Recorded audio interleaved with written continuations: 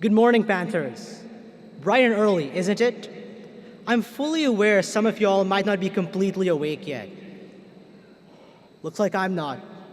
But don't worry, it's only because the best senior high school in Plano had to graduate first.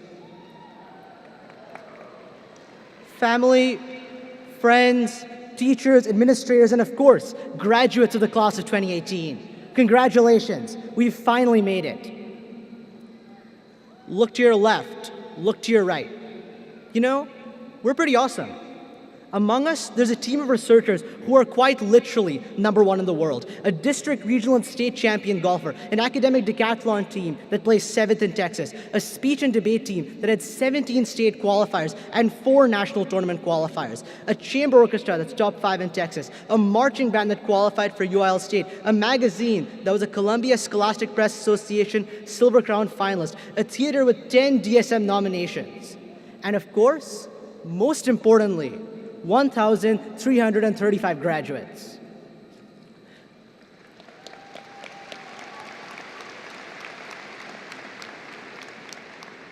But beyond the big things, today we also celebrate the little things.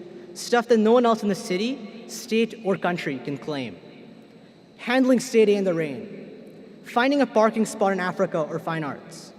Or surviving IB English 4. Shout out to Mr. Farquhar, Mrs. Lilly, Mrs. Witcher, and the entire IB family. Because even though at times we lost our electricity, our air conditioning, our water, thanks construction, and unfortunately some of us, our exemptions, we never lost the Panther spirit.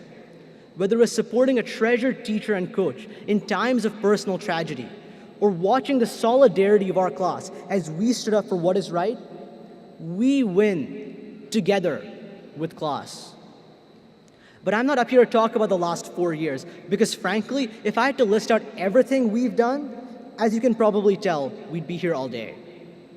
Instead, I want to talk about the next 10, 20, or 50 years. Because before you know it, we won't just run this town, we'll have to run this world. To that end, I'm going to tell you a story about some apes, a ladder, a cold shower, and some fruit. Oh, don't go bananas, guys. I'm not monkeying around. An experimenter puts 5 apes in a large cage. High up at the top of the cage is a bunch of fruit. Underneath the fruit is a ladder. The apes immediately spot the fruit, and one begins to climb the ladder. As he does, however, he is sprayed by a cold shower, which then subsequently sprays all the other apes. As more and more apes climb the ladder, they and the other apes continue to get sprayed. This continues until all the apes, tired of cold showers, begin to beat up any ape who gets the fruit. Next, the experimenter removes one ape and introduces a new one to the cage. Spotting the fruit, he naively begins to climb the ladder. He's promptly beaten senseless. But here's where it gets interesting. The experimenter removes more and more apes from the cage and replaces them with new ones. The new apes keep climbing the ladder and keep getting beaten up, but even by the apes who had never been sprayed. By the end of the experiment, none of the apes are left, and yet despite never experiencing the cold shower, all the apes learned to never get the fruit and stop any apes who did. Graduates, there are 2 key takeaways from this story. First, never spray an ape with cold water, because they will beat you up. And 2, there is such a thing as learned helplessness. What do I mean by learned helplessness? When we were little kids, we thought we could do anything we wanted. Even the sky wasn't the limit, because everyone learned in 1st grade that Neil Armstrong's boot prints were on the moon. But as we got older, we began limiting ourselves. We began thinking smaller, thinking safer. We learned to be helpless. While it's not wrong to be prudent, caution alone cannot change the world. One of the elements of the IB learner profile is to be a risk taker. And while many of us take that to mean waking up at 8:40 and trying to get to school on time, or taking a reading check having only perused the Spark Notes, to take a risk means to dream big, and sometimes to fail big. One of the questions we're asked when we first learn to drive is, why do cars have brakes? And though we may still have friends who don't know the answer, I'm looking at you, Vivek, we usually think it's that we can stop or slow down. Well, I'm here to tell you that, for once, your bad driver friends are right. Cars have brakes that we can go faster.